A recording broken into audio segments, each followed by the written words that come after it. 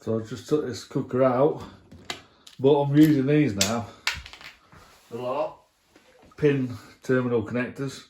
I just want to show you how easy they are. I haven't used them for the whole time I've fitted cookers, but the last 3 I have and they've been brilliant.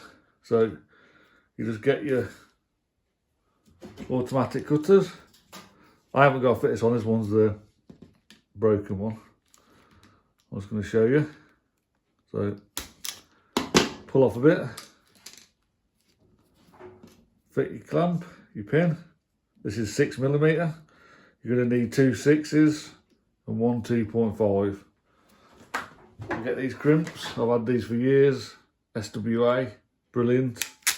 Obviously you stick them in the yellow terminal. Then you just crush it. Obviously give it a tug test. The insulations come off, but it don't really matter.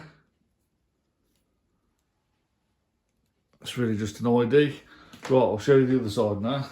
This is where the easy bit comes in. Okay, so we're down by the terminal now. I've removed the top cover so you can see, and the clamp, because I'm only going to put one in. So obviously blue, neutral.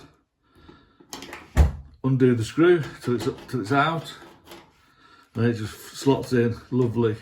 You don't want to see any insulation or exposed metal.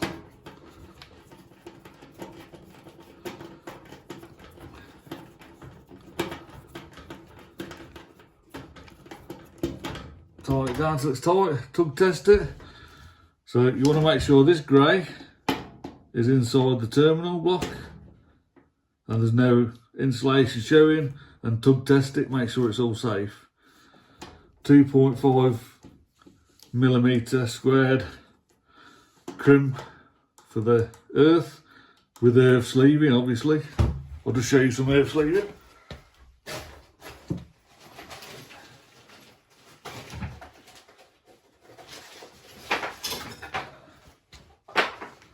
You've got earth sleeving that goes over the top. But that's 1.5mm. I need to get bigger. It would do it.